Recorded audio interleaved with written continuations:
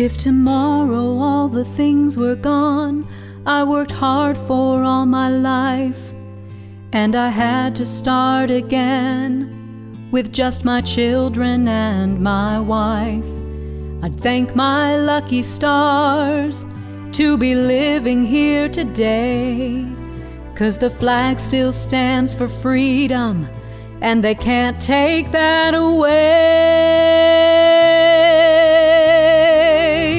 And I'm proud to be an American, where at least I know I'm free.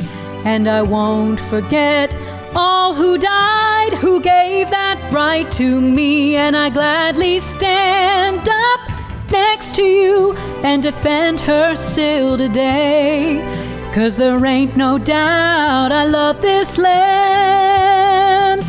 God bless the USA.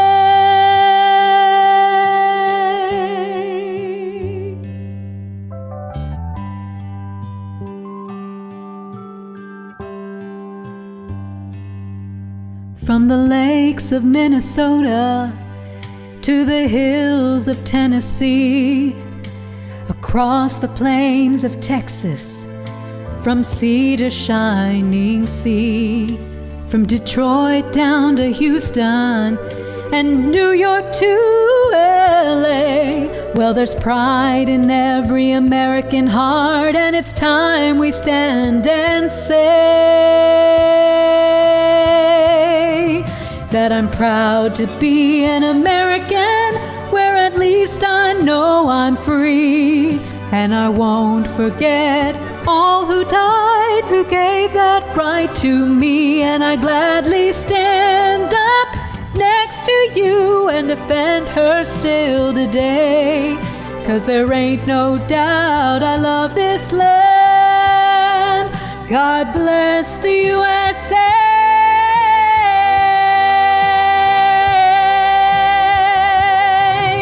And I'm proud to be an American, where at least I know I'm free.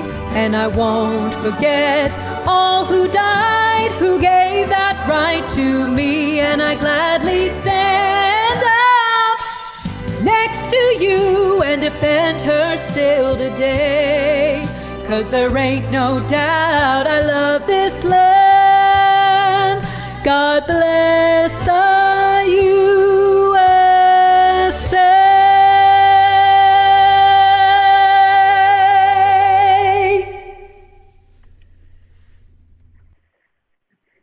Applause, applause, applause. Hello, everyone. I'm going to do a quick test real quick. Stacy, can you hear me okay? Yes. All right, good. So as we get started, what I'd like to do is, as we go through technical problems and this and that, which is going to happen, I want everybody that's getting ready to speak to first ask, can you hear me? Because we want to make sure everybody gets heard. So just do a quick test real quick before you get started, just to make sure we've got audio on you. Very good. It's just a simple way that we try to just double check ourselves while we run through the Zoom meeting. Welcome, everybody. I'm so glad to be here with you. My name is Bob Rogers. For those who haven't seen me in a while, I've been growing a beard since November of last year. So it's one of those things that's become a religious statement. I'm committed myself to not shave until this atrocity is out of the White House. So doing that, we have a great lineup of candidates. And I want to thank the Democrats of Comal County for bringing all these folks together. Chili Ornelas is an amazing coordinator, as it is. Kim Farlow, who's an amazing leader. Rebecca Gilman, and so forth. I can't go through the entire list, but everybody is doing a phenomenal job. I appreciate them allowing me to help moderate. That's all I'm going to do, is just kind of kick it off and let it roll downhill, so to speak. Also, Yesenia McNett, she is phenomenal. And that was a perfect song to hear, because it takes on such a different meaning than how we've heard the Lee Greenwood version in the past. So this completely made me just energized. So thank you to Yesenia McNett. By the way, she has performed over at the New Braunfels Brontex Theater, and she's probably going to be back at some point, so keep your eyes open. Also, I want to point out here, I have a script, and I've promised Chili I'm going to try to stick to this script. So I tend to go off the path from time to time. So anyway, thank you again all for joining us. The program is not just a Zoom meeting, but it's going to be out on YouTube, which I think Stacy announced earlier. So if you're watching now and you want somebody else to watch it later, you can go to YouTube, you can look it up, you can replay it. If you want to hear something you might have missed, if you had to step away for a second, it'll be there for people to also view at that point. And did you know today is the 100th day before the election in November? And I was listening to the news this morning, and I've heard candidates and I've heard representatives all over the country saying that their voters will crawl over glass to vote in this season. So I want to keep that momentum going, and we have to, because it's so important for the down ballot candidates especially. We have got to get a showing out there, and I know we've got a lot of people that are working very, very hard to do that. Okay, the program flow. So here's the plan. This is the way the program is going to run. Each candidate will be introduced by someone in the Democratic Party, somebody who's worked hard, somebody who's a participant with DOC and with many other organizations and know these candidates intimately. So we've kind of handpicked some of the people to introduce those individuals as they come up. We will first hear from Congressman Doggett, who has been very available to all of us. He's running for the Congressional District 35. Then we'll hear from MJ Hager, who's running for U.S. Senator from Texas. And then we'll hear from Wendy Davis, running for Congressional District 21. At that point, I'll be back and I'll make some comments, maybe humorous or not. We will have some music and a video, and also will be a part of the program. Then we're going to continue with Krista Castaneda, and she's running for the Railroad Commissioner. And then we'll have Rebecca Bell Metero running for Texas Board of Education. And what a trooper she is. Boy, Rebecca has been a warrior for many, many years, and I appreciate her so much. And then we got Stephanie Phillips. Of course, Stephanie, welcome. Go get him, Tiger. And she's running against that evil atrocity out in Kerrville. Anyway, she's running for Texas Representative District 73, big district, and I think we can take it this time. And at that point, we'll go into presentations of our candidates for Comal County Commissioners. We'll hear from Lindsay Poisel, who's running for precinct number 1. Great to see a local candidate that's running. We've needed that for a long time. And then a good friend of all of ours, and one of the brightest, smartest ladies I know, Colette Neese, who's running for precinct 3. And this concludes the list of candidates that will speak to us today. I'll be back at the time and conclude our program with some announcements and some closing comments. We'll end our program with another performance by Yesenia McNett. The last point to make is that about the questions. So the format does not allow for the audiences to unmute themselves and ask questions directly and so on, but we want to hear from you. So down at the bottom of your screen or somewhere on your screen, you should have a chat button that you should be able to click, and it'll pop up a little window that allows you to type in a question. Type in the question, it's important. And we'll certainly try to get to those questions as best we can, as relevant as they are at the moment that we're trying to do it. So please use that chat box window in order to ask a question that you feel like maybe hasn't been asked or needs to be kind of re-emphasized. After the program, we'll make sure the candidates receive the questions, and then they'll get back to you if they don't have time to do it while we're doing it as we record. You can also go online. There's campaigns websites, and you can ask the questions there in that format. What I just outlined to you quickly is just how the program will run. So let's get started.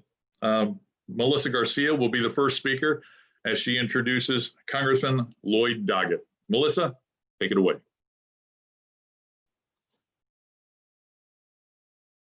Hello, everyone. Just want to make sure everybody can hear me. All right. Well, as some of you may know me, my name's Melissa Garcia, and of course, I have the great honor of introducing Congressman Lloyd Doggett.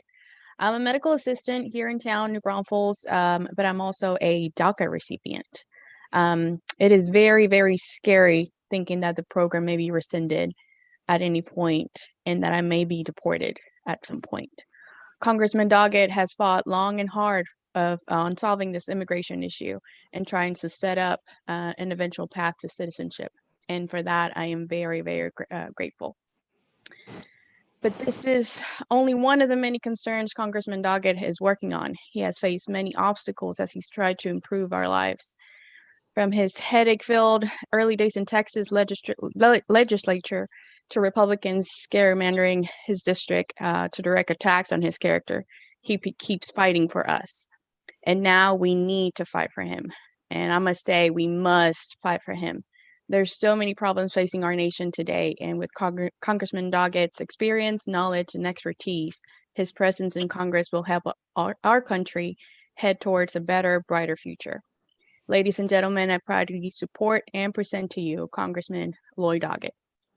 Melissa, thank you so very much. I hope you can hear me, and you will continue hearing me until we get this problem solved. You show in your work every day there in Comal County why it's so important to give our dreamers the certainty of the future and the certainty of the American citizenship that they deserve. We're going to keep working in that regard. And of course, Bob, it's good to see you. I would say if that beard continues to grow all the way until Trump's out of the White House, Comal County is about to have the tallest Santa Claus that it has ever had. Best wishes to you and Lydia, to Peggy and Chili, to Gloria, to Stacy, all the folks there that are working together as a team to bring Comal County into a more progressive future. This is, as you said, 100 days until America chooses between tyranny and democracy. I think it's really that simple, because if Donald Trump has another 4 years, it won't only be Portland, where he's sending out unmarked vans with unmarked enforcers to pick up his opponents. It's not a matter of just getting Donald Trump out of office, but getting all of his enablers out, because he could never have accomplished all that he's done in disregarding our Constitution and invading personal rights, engaging in outright bigotry, had it not been for his enablers. And that, of course, begins right here in Texas. We know that Biden is neck and neck with Trump in Texas, that MJ is only single digits behind Cornyn. If we can finally win our state and begin the turn to a Texas that is in the Democratic column, we won't only change Texas, we'll change our country and the world. That's what's at stake. Now, Trump says he wants a law and order president. Rather ironic, since he continually ignores the law and encourages division and hate and bigotry instead of order. He can never have gotten here without his Republican enablers, some of them patting him on the back each time he says something outrageous, and others just remaining silent when they know they have a duty to speak up for America. Let's send all these enablers packing, and let's get some reinforcements for Joe Biden so he can not only get out of the rut we're in, but can take us forward to a better future for our country.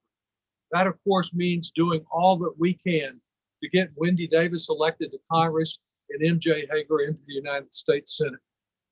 And we have, as Bob indicated, so many very important races right there in Caldwell County. Watching Colette, watching the effort that she's been making for county commissioner, and knowing that we have 2 county commissioner candidates and other local efforts, this can again bring great change if we can get the progress within Caldwell County. Within Comal County, I've got Caldwell as well. I hope that each of you are safe and well. We can't afford to lose anyone during this pandemic. And what a scary time it really is for all of us. Thanks to Trump's delay, denial, and ongoing deception, we lead the world in COVID-19 infections and deaths. In short, when Trump lies, people die, and they've died right there in Comal County. And while he failed to get the medical protective equipment that people like Melissa needed to do their job, and while he has failed to get us timely tests so that we can know our status, he has finally come through with one thing for Texas, and that's the Trump trailers for the dead. These mobile mortuary units that are out there because so many people are dying and our hospitals are overwhelmed as a result of his incompetence. It just did not have to be this way, and it doesn't have to continue to be this way. But we know that Trump and his Russian allies and his voter suppression machine will do everything imaginable. And I rather suspect some that are unimaginable to manipulate this election. Remember that while we're encouraged that Hillary Clinton was about the same position as Joe Biden at this time in 2016, with all the uncertainties of the pandemic and the flu season coming on in the fall, I think it's particularly important, and I know you've begun some efforts already to get people to vote by mail. I believe that's the most effective thing we can do to assure victory. There shouldn't be a single Democrat in Comal County who's 65 or over that isn't registered for the option, gets the application to vote by mail. And despite Ken Paxton's intimidation, there are many, many people under age 65 who've never considered themselves disabled, but might have diabetes, might be overweight, might have high blood pressure, other conditions that give them reason to recognize that they could injure their health by going physically to the polls on election day, and they have a right also to vote by mail. This is so important because what is at stake is not just individual health, but the very health of our democracy and its future. Libby and I often vote by mail. It's easy to do in the privacy of your home. I appreciate all that's being done in Comal County, and I will be there to back you up and our other candidates. I did mention Rebecca Bell Metereau. As Bob said, she's done a great job in raising these education issues, and I know this is the time for her victory in the State Board of Education. Together, we will get it done. Thanks so much.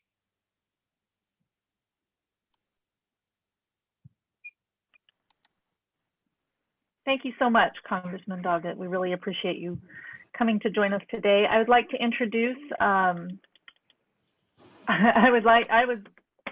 there we go. We had a little technical difficulty there. I would like to introduce Gloria Meehan. She's going to be introducing our next speaker, and Gloria is the county chair for the Democratic Party of Comal County. Gloria, go ahead and take it away. Thank you very much, Stacy. Representative Lloyd Doggett, we certainly appreciate your kind words here in Comal County. With 100 days until the election of our lives, folks, no pressure, but I'd like to share a few things with you about our next senator from Texas, MJ Hagar, and why I think she's the champion that we need in Washington. Mary MJ Hagar is a decorated combat veteran, working mom and Texan who grew up in rural Texas and who currently lives in Round Rock with her husband, her 2 young sons, and her 2 dogs. After MJ graduated from the University of Texas, she became a commissioned officer in the Air Force, where she was selected for a highly competitive spot in the pilot training program. Graduating at the top of her class, MJ went on to serve 3 tours in Afghanistan as a combat search and rescue and medevac pilot. During one mission, the helicopter that MJ was piloting was brought down, and despite being injured, MJ and her crew were able to successfully complete the mission. For this, MJ received the Purple Heart, and she is one of only a few women to be awarded the Distinguished Flying Cross with Valor for her actions saving the lives of her crew and patients. Even though MJ's injuries barred her from competing for ground combat positions because she was a woman, MJ knew this policy was not only unjust, but a detriment to military preparedness. So she took on the fight to overturn the policy, bringing together a coalition of female veterans to work across the aisle to open up hundreds of thousands of jobs for women in the military. During her advocacy, however, MJ got a firsthand look at how broken Washington is, and it left her with deep concerns about the ever-increasing dysfunction we were leaving for the next generation. We need persons of courage like MJ to take on the tough issues that matter to Texans and to fight for us in the Senate. I believe MJ Hagar, as our next senator from Texas, will break the bottleneck in Washington that's blocking any constructive progress. Now, although MJ wanted to be here with us today, a scheduling conflict prevented her from appearing in person. So we're happy that Anna Lee Hershey, MJ's deputy political director, joins us. Anna has a few words to say before we play a short video MJ wanted us to share with you. Anna? Hi, thanks for having me. Like you said, I'm MJ's Deputy Political Director, and I got to meet many of you at the New Braunfels Public Library when we could still drive around the state and meet folks in person last year. So even though the campaign is remote, we're really excited to continue working with you and with so many fantastic candidates up and down the ballot this election. As MJ, you'll hear in a minute, you'll hear from MJ herself, but we can only win this election with your help. And so I wanted to share with you a little more about how to get involved. We have a virtual campaign office on Slack where volunteers are sending texts, making phone calls, and virtually connecting with voters around the state every single day. I'm on there too, and it's a whole lot of fun. And you can learn about all those different ways to get involved on our weekly volunteer call. So if you're interested in that and in joining our volunteer community, you can go to mjfortexas.com and click Get Involved at the top of the page, and someone from the campaign will be in touch with you. And if you have questions, ideas, or comments beyond that, please reach out to Kim, Gloria, or Chili, and they can put you in touch with us. So I'll let MJ speak for herself now on the video. Thank you.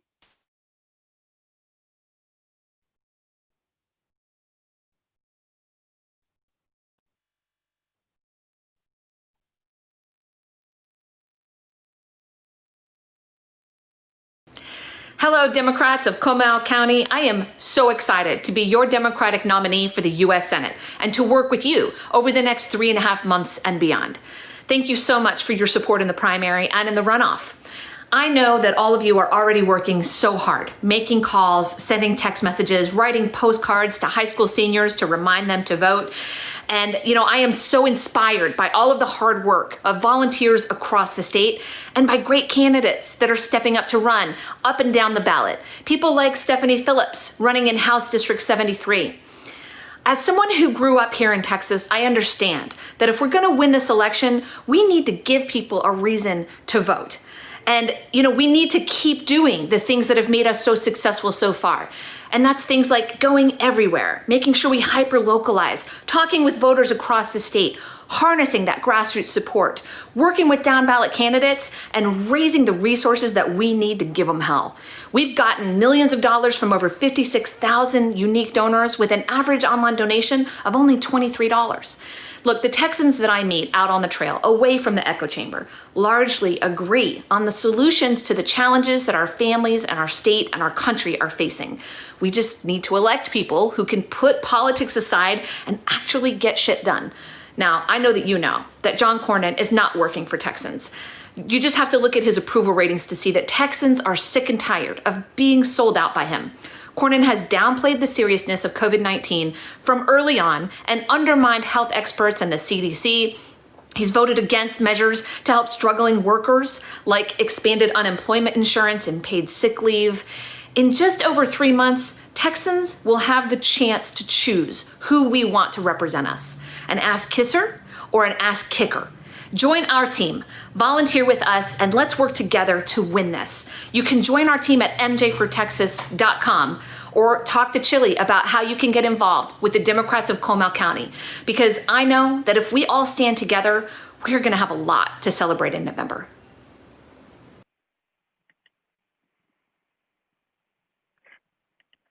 Great. We appreciate that video so much, and we appreciate MJ making the time to do it. And thank you so much, Anna, for your time too. We really appreciate it today.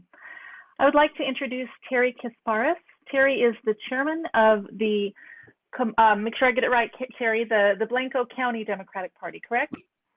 You got it.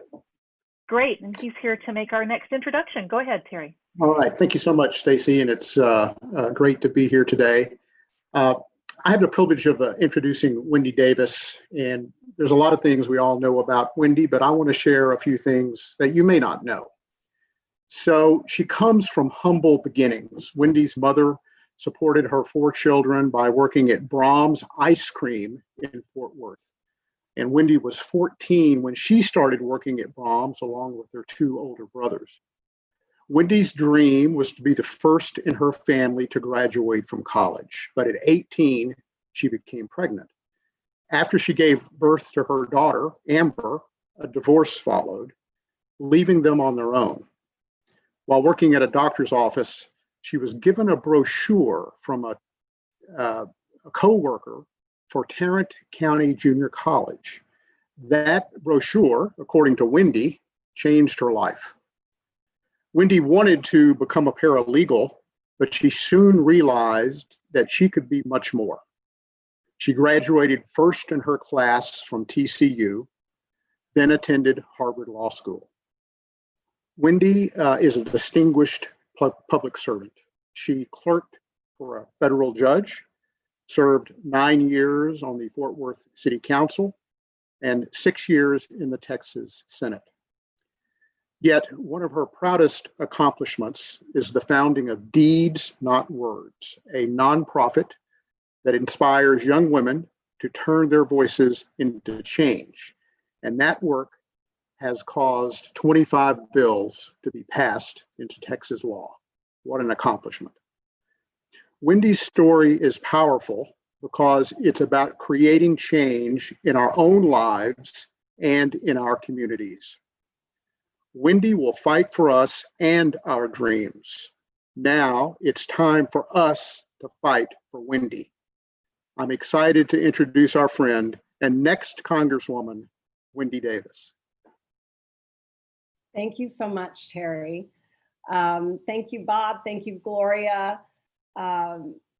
Everyone who's working so hard to make sure that we're going to elect Democrats up and down the ballot in 2020. It's a real honor to be included in such an august group of people.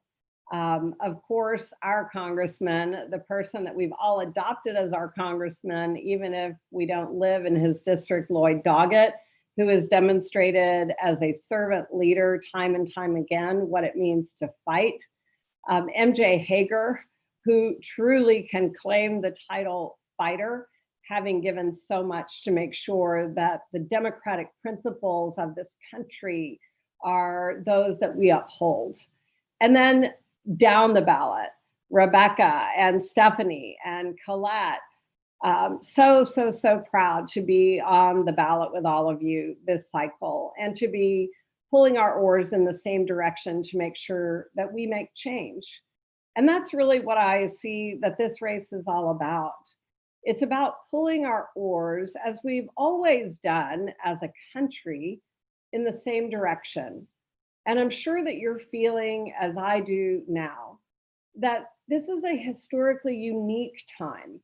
That while we've been Democrats and Republicans in the past, while we've had important disagreements on issues in the past, I don't think any of us have ever felt, as we feel legitimately so right now, that the very principles of our democracy were being threatened. That's certainly how I feel right now. And I've been really encouraged, I've been shored up by some of the moms in yellow shirts forming, of course, a stiff line of protection for those who are protesting in Portland. The dads in the orange shirts that have shown up with their leaf blowers to blow back the tear gas that's being used against our peaceful protesters. The nurses wearing their blue scrubs. And then a couple of days ago, the veterans who stood in a line together in support of that fundamental constitutional protection, the right to assemble, the right to speak out. I know you're feeling like I'm feeling as an American right now, that there's so much at stake when we see our very president using our own troops against our citizenry. I entered this race as a grandmother. I entered really for my 4-year-old and 2-year-old granddaughters, Ellis and Sawyer. And I entered because I wanted to fight to make sure that they were safe in their schools, that they didn't have to fear a gunman. I entered because I wanted to make sure that we were creating a world, an earth that they could inherit that would sustain their futures, because we were doing our part to make sure that we were delivering that for them. I entered this race because I believe that every person in this state, in this district, and of course across this country deserves health care. But I never imagined when I entered this race where we would find ourselves right now. I never imagined that we would collectively be coming together in the most important fight we've probably ever waged, the fight for our very democracy. My opponent, Chip Roy, has shown time and time and time again that he stands with Donald Trump and against us. Just last week, he was on CNN and he was trying to convince the host that he and we are safe here in Texas, that things are just fine, that the curve has flattened.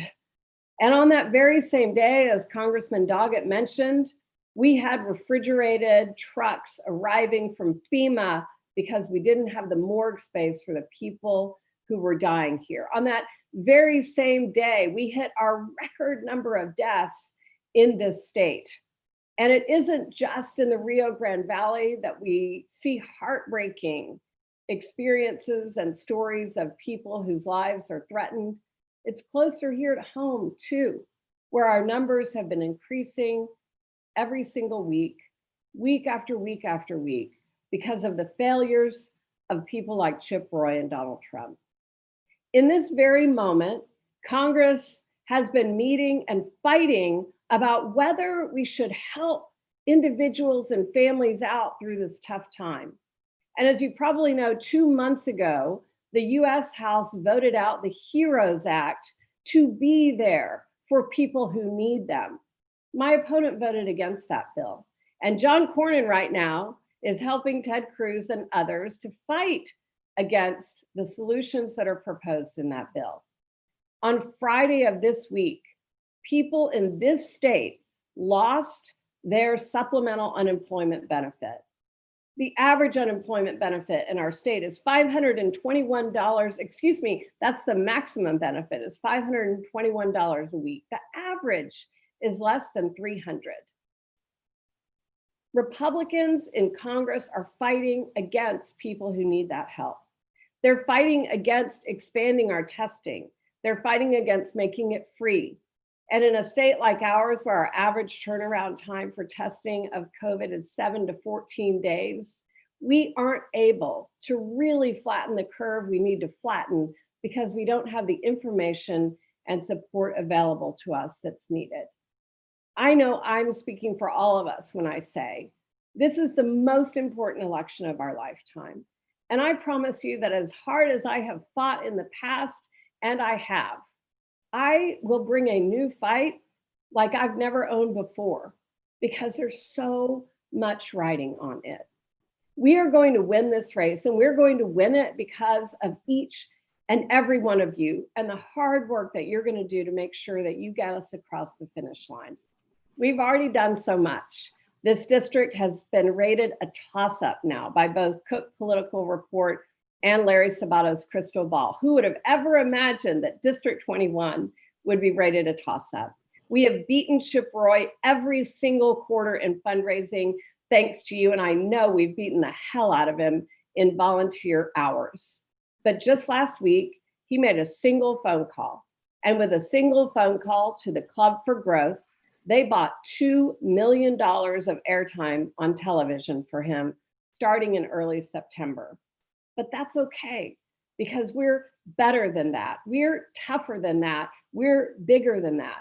And we're going to win this race because of all of you and for all of you, all of us, all of our children, and for my grandchildren who I entered this race for to begin with.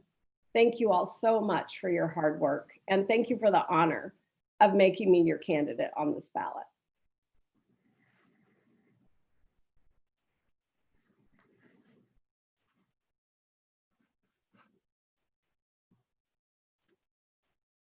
Fantastic. Thank you, Wendy, very, very much. We appreciate you so, so much. For everybody that's watching out there, we're going to continue with our program now. We've heard from 3 candidates from the national stage. We've heard from Congressman Doggett, who was, like I said, he's a good friend of ours, and we're so happy to have had him with us.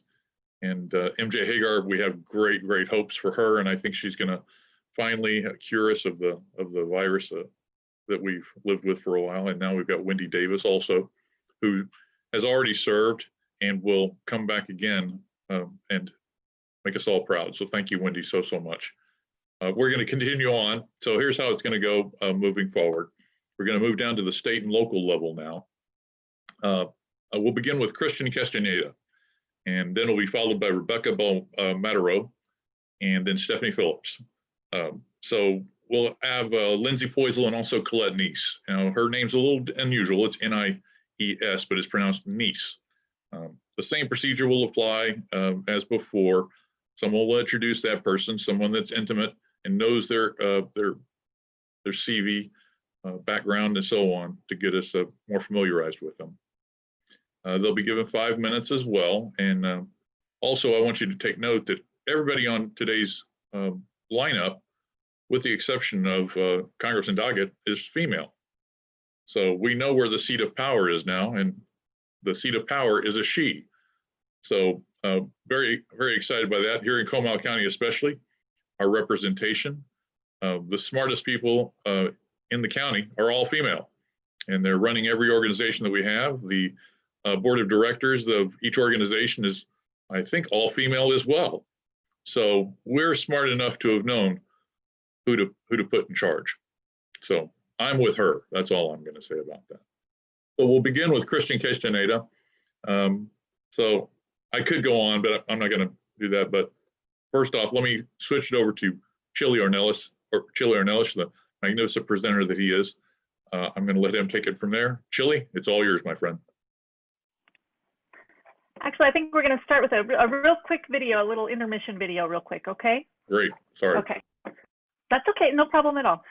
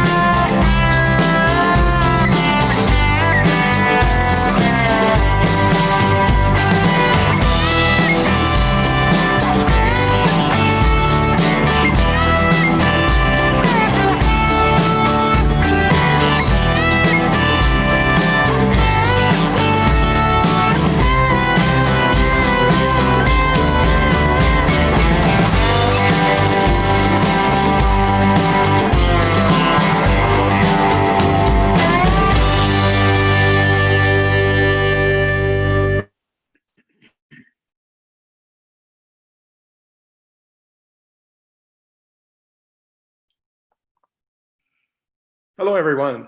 This is Chili Ornelas, and I have the honor of introducing you to someone who will fight for all Texans.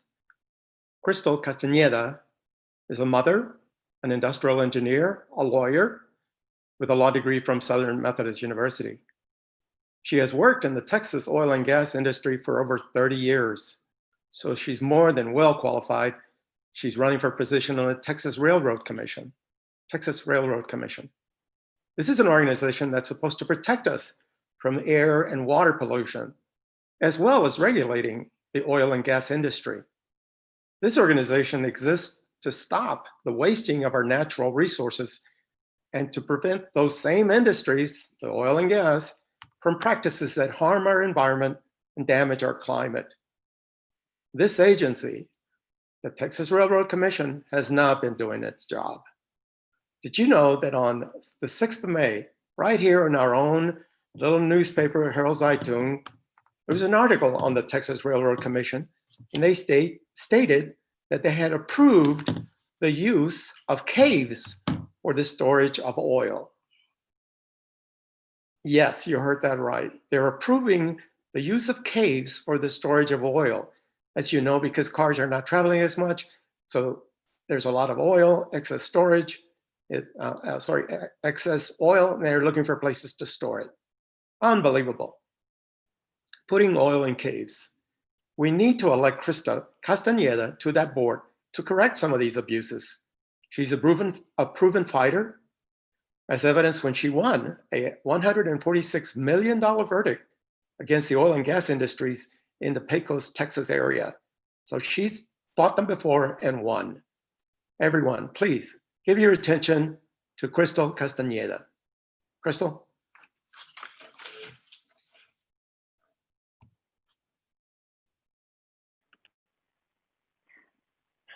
Actually, I'm not seeing Krista in the list here. Krista,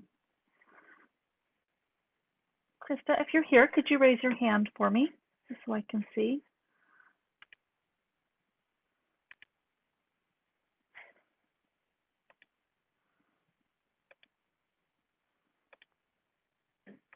I think she might be having trouble getting in, maybe. Can we go on to the next person and then we can come back to Crystal? Okay, great. So our next person is going to be Ana Fuentes, who is with the Comal County Young Democrats. She's the president of the Comal County Young Democrats, and she's going to go ahead and introduce Rebecca Belmetero, and then we'll get Krista back here real soon, okay? Ana, go ahead. Hey, hi.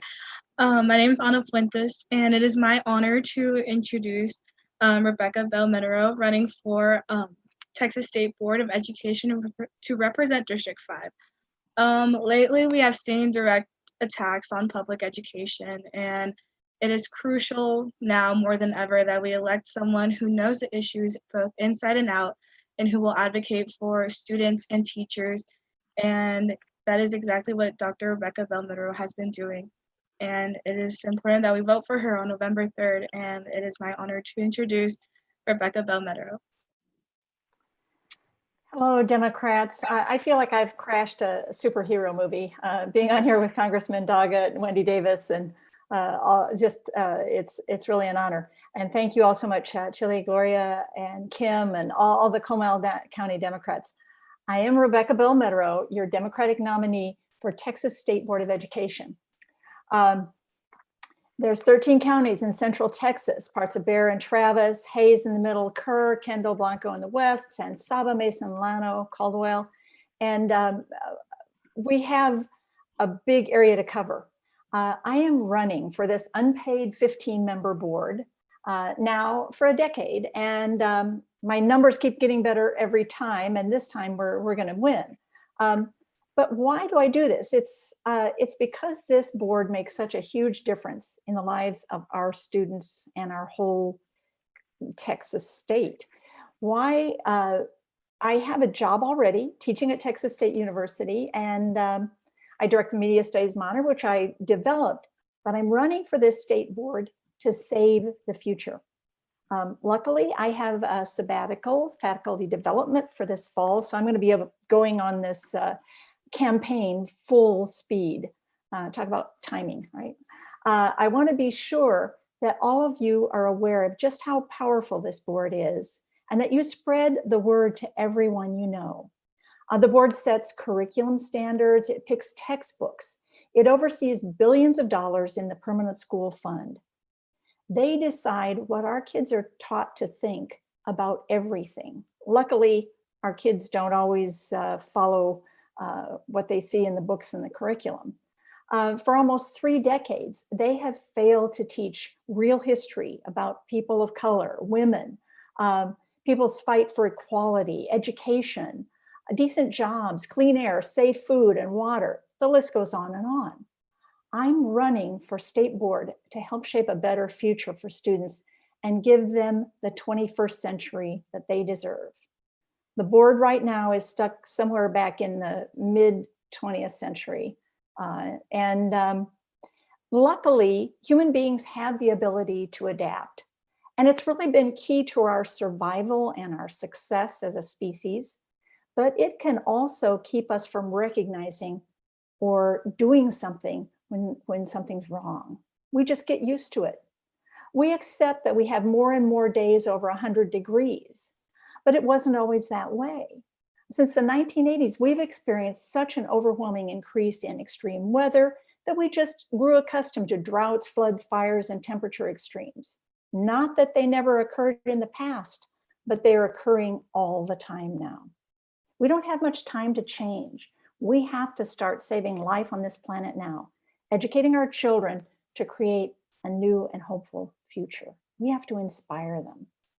We need an educator and a researcher and a writer, that's me, who will use science-based research to prepare our children for coping with epidemics, climate change, and a whole new workplace and economy.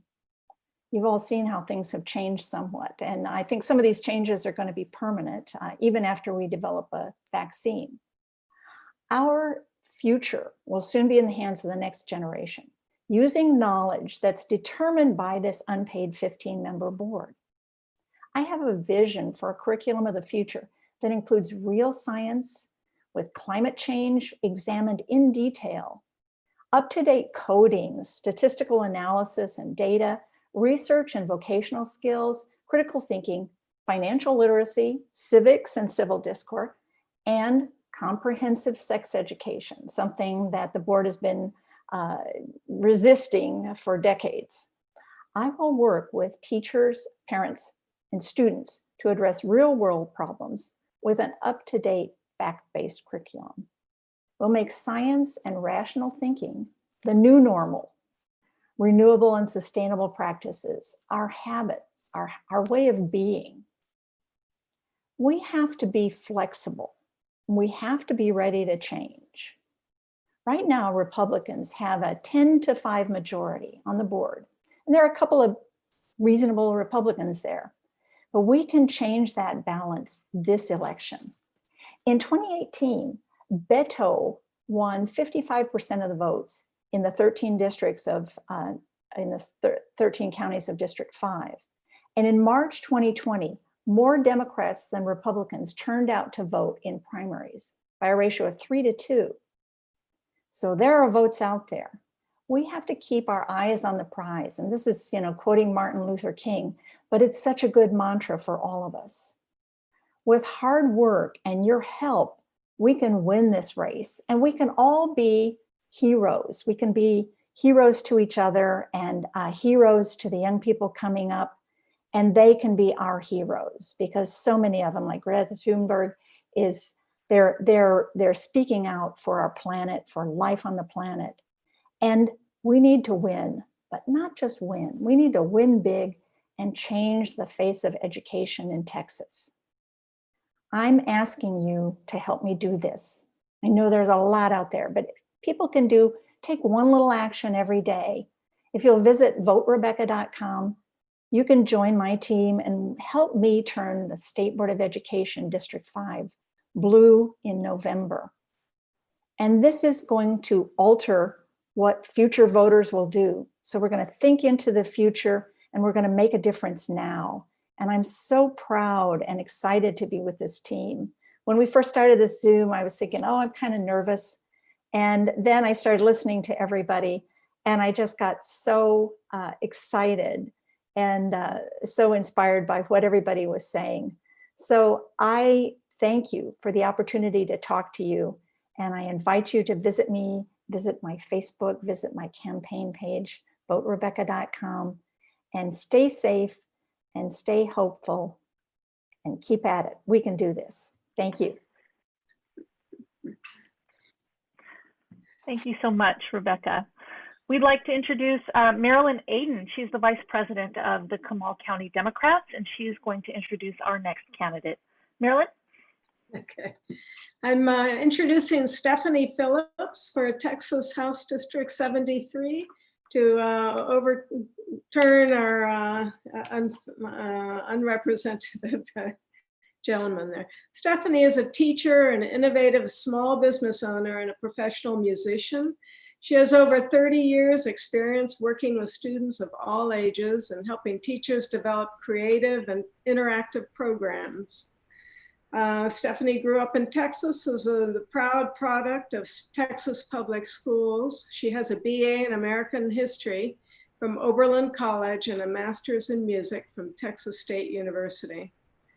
Stephanie is a musical composer, a professional violist and violinist, and has been performing regularly with many of the Texas regional symphonies, including San Antonio, Corpus Christi, and Victoria.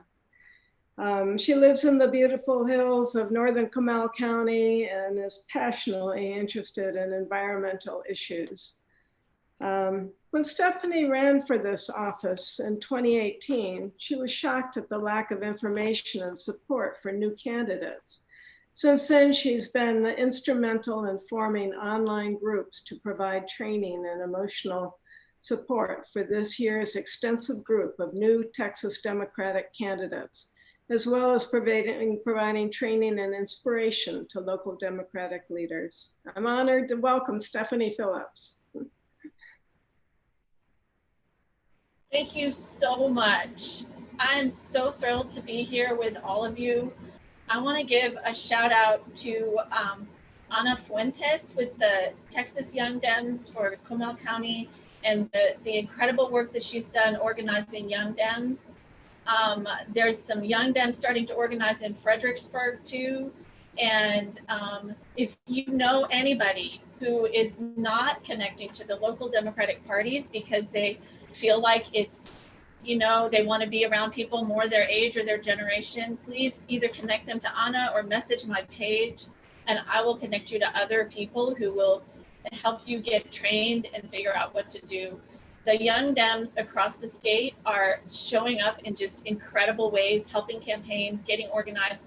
I know so many Young Dems who are working nonstop and doing voter registration and helping candidates. Some of the statewide Young Dems have reached out to me to help me. And I can't tell you how incredible it is, the work that they're doing. It's a delight to see Bob, and thank you for moderating today. I'm really glad to see you. I'm so thrilled to be on the ballot with Colette Neese and Lindsay Poisel. They're doing amazing work running in these races where nobody has run before. If you are listening, once again, anybody who hears this, do not let any race, make a commitment that you will not let any race go unchallenged. It is so, there's so much work that gets done besides, what somebody learns by running. Everybody who helps you has to learn too. So it's one thing to focus on switching, flipping a race that's up high, the Senate race, the presidential race. It won't make a difference. I mean, the way we make that difference is by having these, we have these forums because we have candidates, right? So we have to have the candidates and people engaged so that we can talk about the issues. So don't let any race anywhere go uncontested. Thank you, Gloria, for stepping up with the county chair. Thank you, Kim, all of you, Chili, you're just, and Lydia leading the Democratic Women. There's just so many people doing endless hours of unpaid, unappreciated work. And I just want you to all to feel so, that you're seen and appreciated. We're at a tipping point on the planet in terms of climate, in the country in terms of democracy, in our communities around race, gender, identity.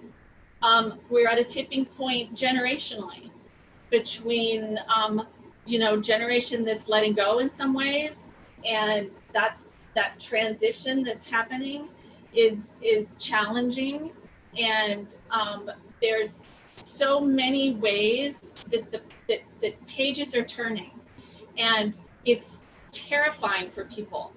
And I came upon something that helped me understand Thomas Friedman's book. He was talking about if you lived 300 years ago, nothing would have changed over 40 years, 50 years. Your life would not be different than your grandmother or your great grandmother in any meaningful way. If you lived 100 years ago, that change might happen in 40 years. If you lived, in the 1900s, that started. Now, I don't understand how to work my cell phone before it's outdated, right? Change is happening so fast right now. Hot, Flat, and Crowded. Yep, that's exactly the book it's from. The change is happening so fast that we can't process it. And I can't, I'm still learning technology that I need to be working with on a daily basis. It's not that it's happening to all of us.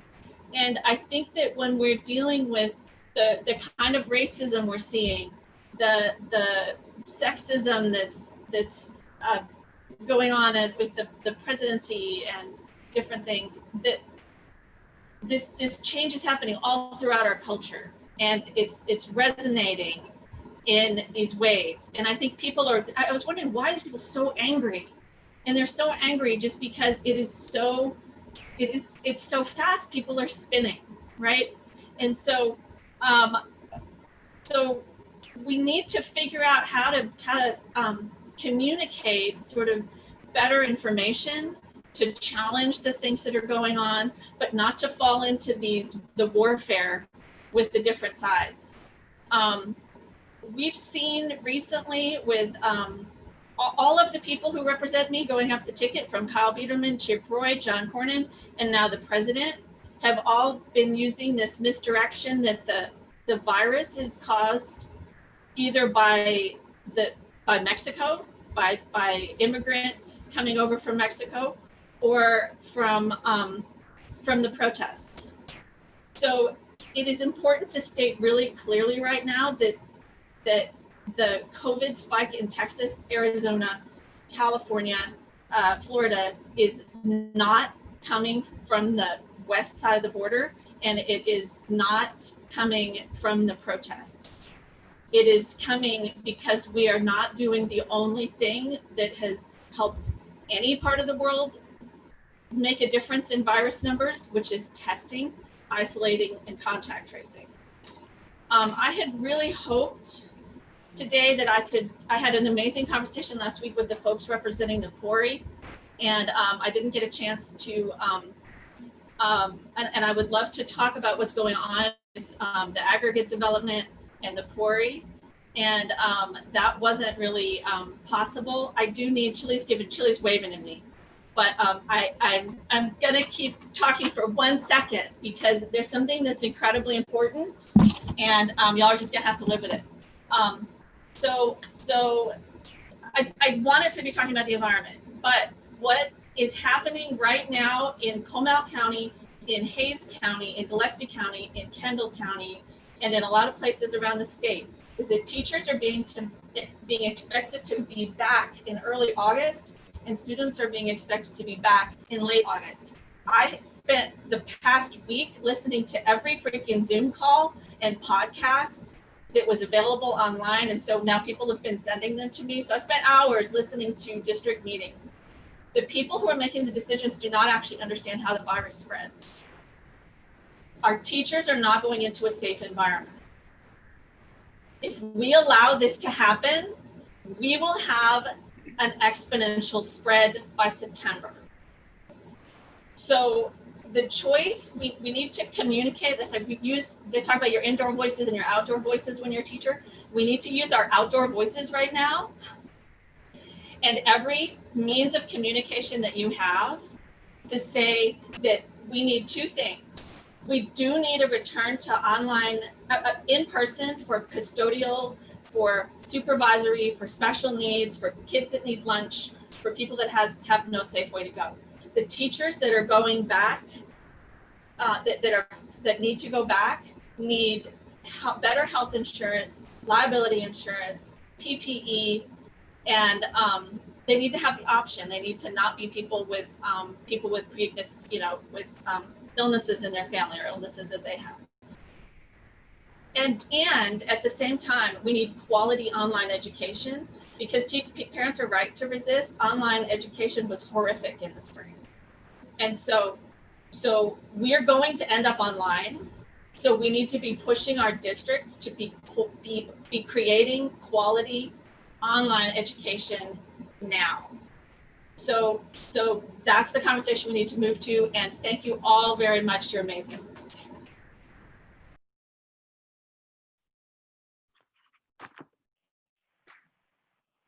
Okay, Krista Castaneda has been able to join us, so I'm going to introduce Chili again so that he can once again tell us a little bit about Krista. Go ahead, Chili. Hello again. And Stephanie, sorry about the, I know you're passionate about, we're all passionate about different issues, and we have to try and keep the program going. Thank you though, sorry. Again, my name is Chili Ornelas. I have the honor of introducing you to someone who will fight for all of us. Crystal Castaneda, as I mentioned before, is a mother, an industrial engineer, a lawyer. She has worked in Texas against the oil and gas industry for 30 years. Not everybody in the industry is bad, of course. This organization is supposed to protect us from water and air pollution, as well as regulating that oil and gas industry. But this organization exists in a way that is not doing its job anymore. That they're wasting our natural resources, and they're harming our environment and damaging our climate. Did you know that in the 6th of May, in our own newspaper here, you probably read where the Texas Railroad Commission had approved the use of caves for the storage of oil. Unbelievable, using caves for the storage of oil, and they approved it. One day it was submitted, the next day it was approved. We need to elect Crystal Castaneda to the board to correct these type of abuses. She's a proven fighter, as evidence when she won a $146 million verdict against the oil and gas industries in Pecos, Texas. Way to go. Everyone, please give your attention to Crystal Castaneda. Crystal. Hi all, Krista here, and it's so good to be with you. I am so sorry I am late. I just had a friend pass, and so I was on the phone with his widow. And anyway, my apologies for being late, because this is super important, and we've only got 100 days left to win this Railroad Commission win this Railroad Commission race. So that was a really good introduction. It has nothing to do with railroads. It has everything to do with oil and gas. And I do have over 30 years of experience in and around the industry. I've sued oil companies. I've worked with oil companies. I've dug into their finances. I've dug into the production data. I've dug into all kinds of engineering issues.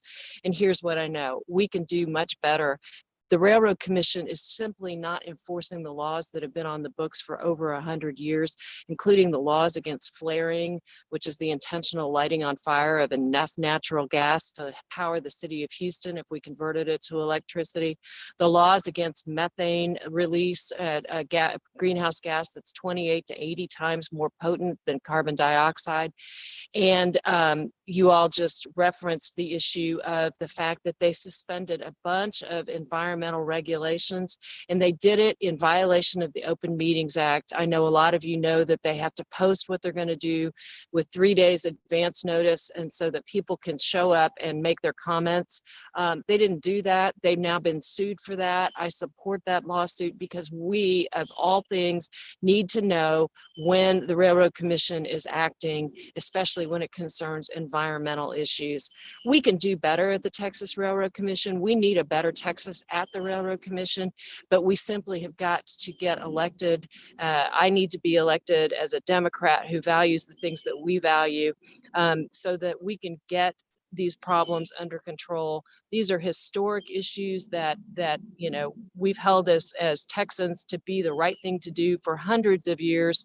Not waste our natural resources, not despoil our environment. And I look forward to representing you there. So thanks again. And I'm sorry again that I was a little late to this call.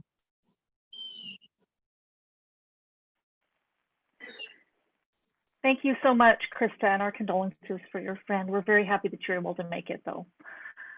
Our next introducer is going to be Rebecca Gilman. She is the Secretary of the Comal County Democrats, and she is going to be introducing our next candidate. I guess I could start my video so you could see me instead of something random on the screen. So we're going to go ahead and introduce, I'm introducing Rebecca Gilman, who is the Secretary of the Comal County Democrats, and she's going to go ahead and tell you a little bit about our next candidate. Rebecca, go right ahead.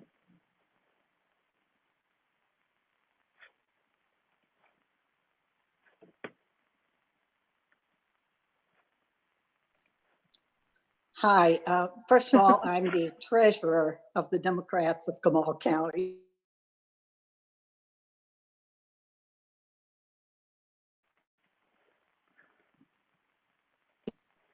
Are we okay now? Yes. Okay, well, I'm going to start over. I am the treasurer of the Democrats of Comal County, but you're okay. I'm going to tell you a little about Lindsay Poisel. She is a true Texan. She was raised in Houston with her twin brother and two sisters. After high school, Lindsay attended Lone Star Community College, where she took accounting and criminal justice classes and received an Associate of Arts degree. She finished her college education at Texas State University in San Marcos, where she earned a bachelor's degree in political science. Lindsay began her business career in Houston, working for a real estate and mortgage company, where she identified and reported fraud. In 2008, she began working at an environmental consulting firm, overseeing environmental impact statements for both private sector clients and the Texas Commission on Environmental Quality. In 2011, Lindsay and her daughter Elise moved to the Hill Country, where she met and subsequently married her husband Casey in Kerrville. They moved to Canyon Lake in 2017. Lindsay is currently an award-winning executive recruiter for national litigation and economic firms. As such, she works with various governmental agencies, the International Monetary Fund, Securities and Exchange Commission, Department of Justice, Federal Trade Commission, and the State Department. If elected, Lindsay will bring valuable business experience, managerial skills, public sector knowledge, and negotiating skills to the commission, as well as a passion for making our community the best it can be. You can contact her at Lindsay, 4, commissioner @gmail.com. Please welcome Lindsay Poisel. Hello, everyone. Thank you for joining us on your Saturday afternoon. I hope you all are doing well and staying healthy. We're certainly living in a interesting time. And while this is not how everyone envisioned 2020, my thoughts are with you and our community as we get through this together. First, I would like to say thank you, Rebecca, for that lovely introduction, and thank you to Comal County for hosting this event. Again, my name is Lindsay Poisel, and I am running for Comal County Commissioner, Precinct 1. Before I go any further, I would like to apologize if there's any background noise. We just got a new puppy, and she likes to interrupt my video conferences every once in a while, so bear with me. And today I'm going to talk to you about what is motivating me to want to be your next county commissioner for Precinct 1. There are three key areas where we can work together, where we need to make real change and necessary change.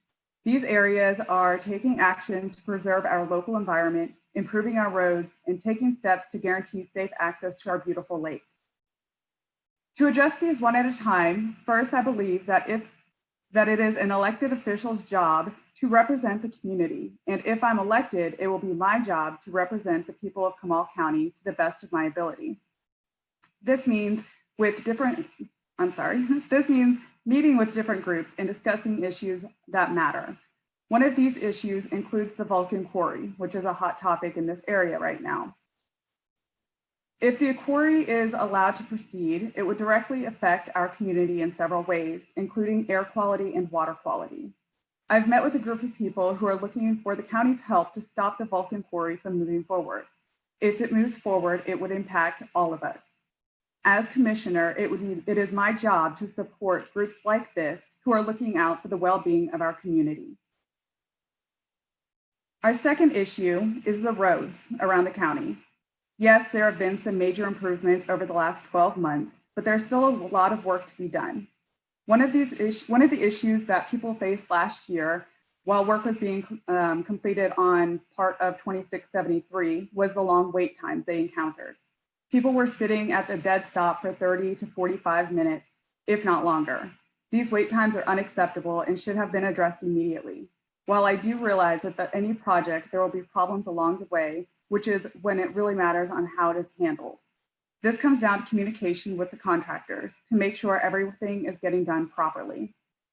My background, which includes previously working for a mortgage company where I identified fraud in loan paperwork, previously working for an environmental consulting firm where I delivered environmental impact reports to the TCEQ and private sector clients, and currently working as an executive recruiter where I speak with people in government agencies on a daily basis, has given me the experience needed to effectively and efficiently communicate with county contractors. The final issue I would like to mention is the boat ramp. It seems like every weekend the boat ramps are more crowded than the previous weekend, and the locals are feeling the effects of tourism more this season than in the past. So how do we combat this? As your commissioner, I would work with the public and local law enforcement to come up with a win-win solution that keeps intact, safe access to the lake while balancing the benefits of our community, the benefits our community sees from tourism. We also need to make sure that there are safe areas for swimming, paddleboarding, and kayaking on the lake for all of our families. These are just 3 issues that I will address, but I know my job won't end there. It is planning and budgeting and negotiating, and all you ask and expect from your county commissioner's office. It is keeping the community safe and beautiful. And when it comes down to it, if elected, it is my job as part of this community to listen to your voices and to diligently address your concerns. Together, we will accomplish a vision of clean and safe Comal County for years to come. Thank you for taking part of your Sunday to learn a little more about me and what I plan to accomplish if elected as County Commissioner for Precinct 1. You can learn more about these issues and my plans for addressing them on my website, www.lindsaypoisel.com. Thank you. Thank you so much, Lindsay. I'd like to now introduce Lydia Rogers, who's she's the president of the Democratic Women of Comal County, and she's going to tell you a little bit about our final candidate today. Lydia. Thank you, Stacy. I was really honored when I was asked to introduce Colette. First of all, I'm going to tell you right now that this is going to be a little short since we are down ballot, literally the last ones. So anyhow, Colette lives in New Braunfels with her 20-month-old foster daughter. She's a single mom and their puppy Mensa. She is a professional land and energy researcher and owner of Colette Von Hanna Energy. Colette has focused and worked on land and food justice issues, experienced in contracts, energy law, land negotiations, the food trade, identifying causes of poverty, food insecurity, and effectiveness of social policies in the Texas House and Senate. Many of her white papers are in the National Archive in Washington, D.C. Very impressive. She is a Presbyterian chaplain. She has founded the Heritage Project, which focuses on building organic gardens on church land. She received her undergraduate degree in fine arts from the University of North Texas. She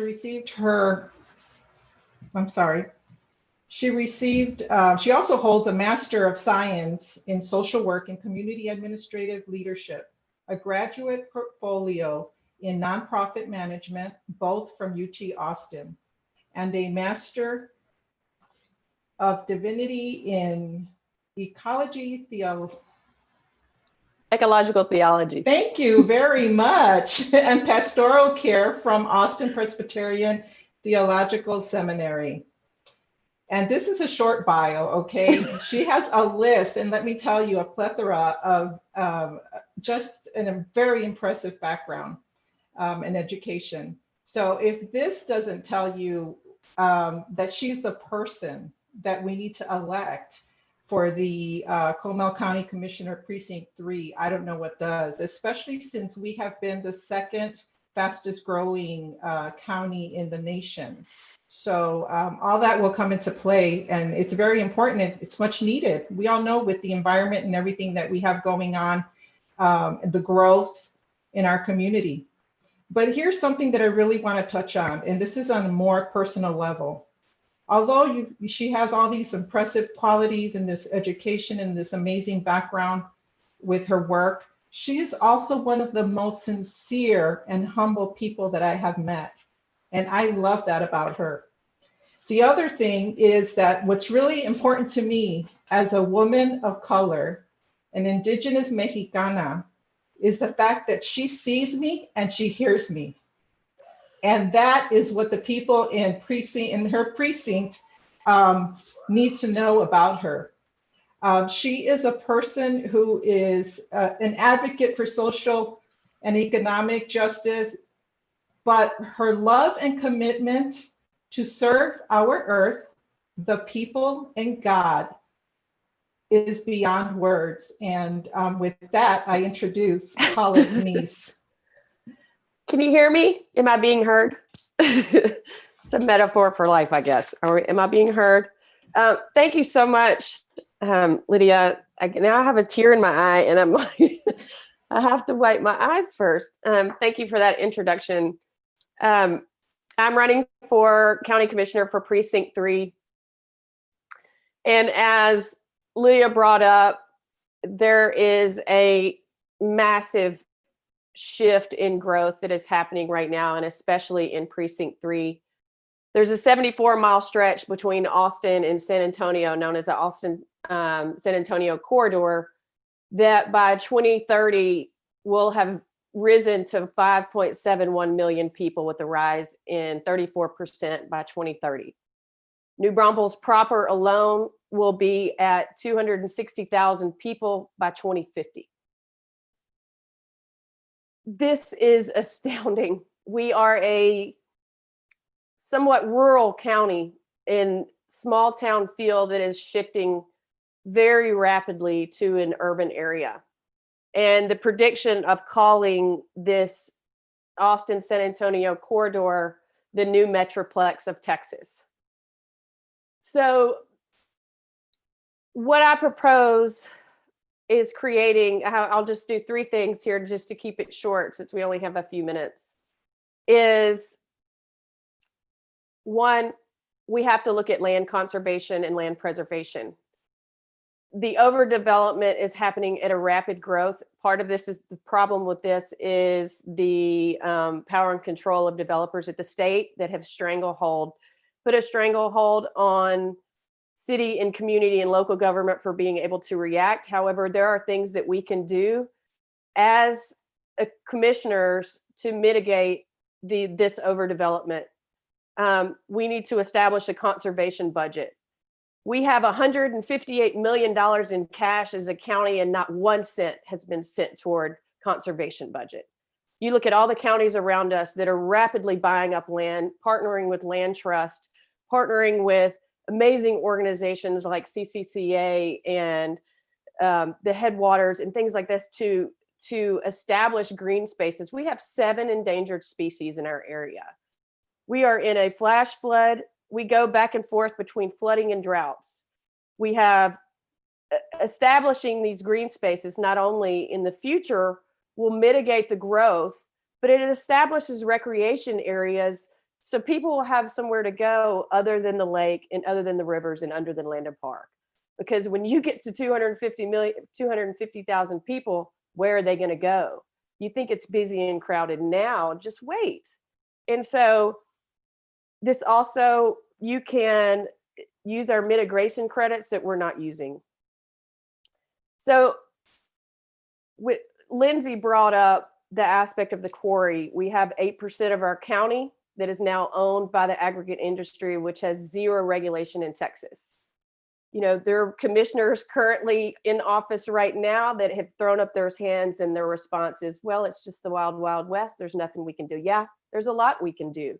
We can put up air quality monitors that the TCEQ refuses to do. We can listen to the data and create a committee to put down the data and talk about the pollutants that are being put in the water. What's going to happen if any of these caves or these networks of caves collapses in this open pit quarry?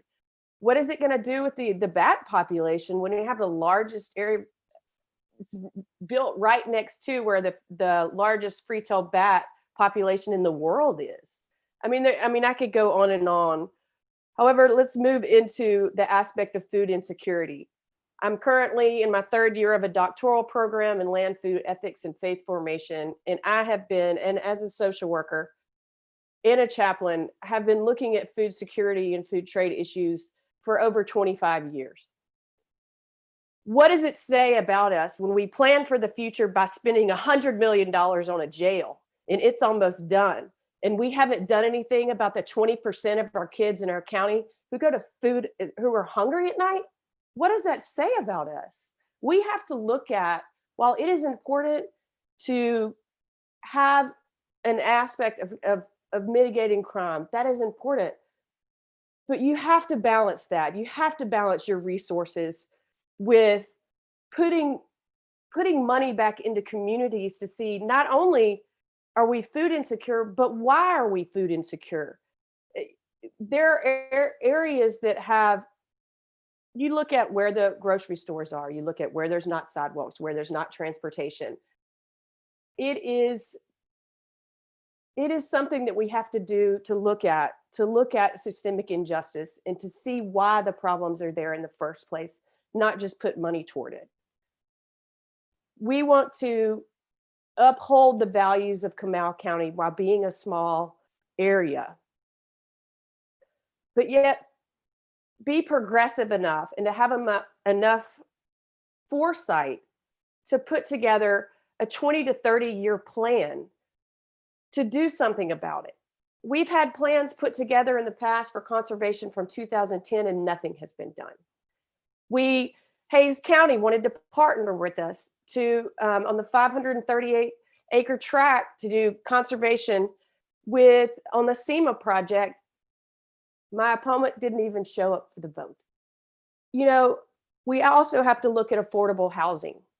We have a rising unhoused population, that coupled with our food insecurity and the aspect of not taking care of our native species. This affordable housing right now it's a statewide issue as well. But when we have unmitigated growth and the developers are the ones who are choosing to put in these little pocket parks, to use bulldozers to just take everything out and put the same tree in the same place, in the same area, there's no carbon sequestering there. And then you have what happens when the next time we have a rain event. I mean, this not in my backyard mentality of, oh no, we're putting in housing for people, that it's not okay. It is time for a change in leadership. We have to have investment in our future. We're investing in our children. We're investing in our environment. We're investing in our air quality, in our water quality. The entire population is fueled by our drinking water that they're building a quarry on. I mean, in what world are we living in where that is okay? Let's take my blood pressure down a little bit and close. We're in a time where we really have to look at the morality and the systemic injustice that exists. The article in the newspaper that happened in Canyon Lake News about Mr. Whitaker was a telling example of what still exists and is entrenched in our society right now, right here in Comal County. The inability for the commissioners to even invite Mrs. Stella Delgado Farias to the front to receive her award was telling. We have to have a change in leadership. We have to see why it is that the people in poverty are in poverty, why it is that our kids are food insecure, why it is that teachers don't feel that they can speak out about the COVID situation for fear of being fired. That's not okay. It's time for a change. The person I'm running against has had 8 years in office. I'm not saying, I do not want to say anything negative about Commissioner Webb. I'm just saying it's time for new leadership. I really hope you'll join me and you'll vote for me in November 2020. You can go to www.votecollette.com. I would love for you to join my campaign. It literally is a grassroots campaign. And if you vote for me, this is a vote for the investment of the future in Texas. Thank you for having me.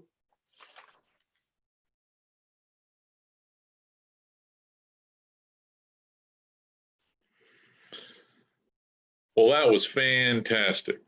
I want to thank everybody. This is very impressive. We've had all these candidates that have come up here, and they are so qualified, and I'm astounded by the attributes that they carry into their campaigns. I woke up this morning, I was glad I got my pants on, and to listen to all the accomplishments that these fine women bring with them just make me so hopeful and astounded. And even though we can't embrace each other right now, which I think we all wish we could, we can at least embrace these campaigns. So I'd like to have everybody that's listening, and even if you're listening, have somebody else listen as well and go back. This has been a fantastic program. I'll tell you that right now. There are so many different aspects to the characters that our future will be taken care of, that I want you to encourage everybody to watch this on YouTube and share it amongst your friends, and have them go to the websites of all of these candidates and contribute. Please contribute. I don't care if it's $5 or $1, or if you're going to join their phone banking needs or whatever it is. Just get involved. This is a telling time right now, and as we said, we're into 100 days. And this 100 days we have to make count, and we cannot take advantage of saying, oh yeah, in the presidential candidate, that's very distracting, right? And everybody's looking at all the numbers for Biden versus Trump and this and that and so on. But we cannot take our eye off the ball, and we can't take our foot off the gas. So please, by all means, write down the list, especially out from underneath that national spotlight. Look at these local candidates. Look at Rebecca. Look at Stephanie. Look at Krista. Oh, by the way, and I want to apologize because I was trying so hard to make sure I got Castañeda pronounced correctly. I think I pronounced her name as Crystal. And just remember, it's Krista Castañeda. So Lindsay Poisel, my gosh, good golly, there are so many. Even the local leadership for Gloria Meehan being a powerful leader to have taken over the county. So impressed by her. So please get involved. I'd like to thank all the candidates once again who've joined us. Thank you for taking time out of your day and joining us here in Central Texas. And thanks to those that made the introductions as well, because I know that everybody put a great deal of thought and effort into making sure that they highlighted all the characteristics of these powerful young women. So I do appreciate them so much. The candidates themselves also appreciate the kind remarks.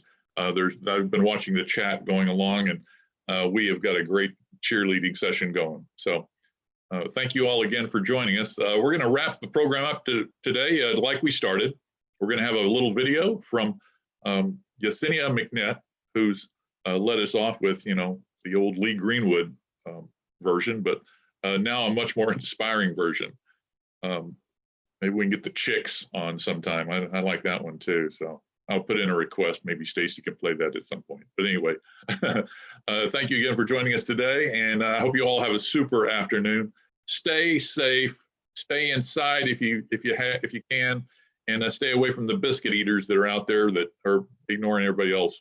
So thank goodness we have all of y'all going into the fight. All right. Thank you and goodbye and God bless.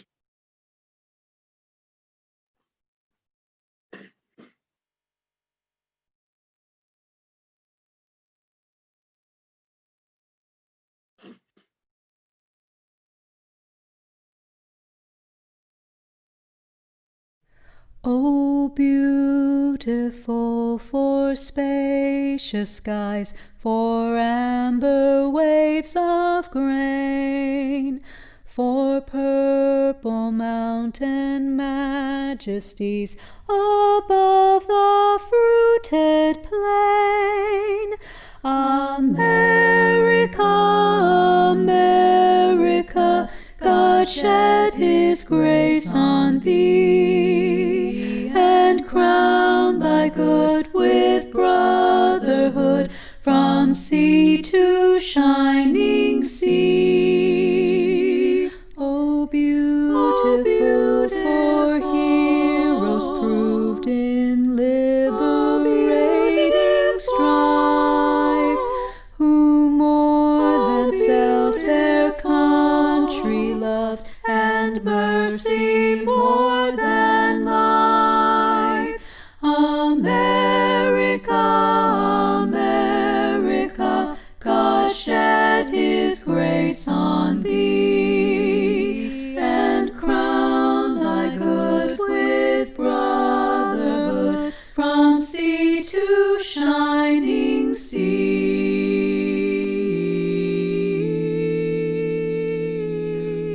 Oh, beautiful for patriot dream that sees beyond the years, thine alabaster cities gleam undimmed by human tears. America, America, God shed his grace on thee, and crown thy good with brotherhood from sea to shining sea, from sea to shining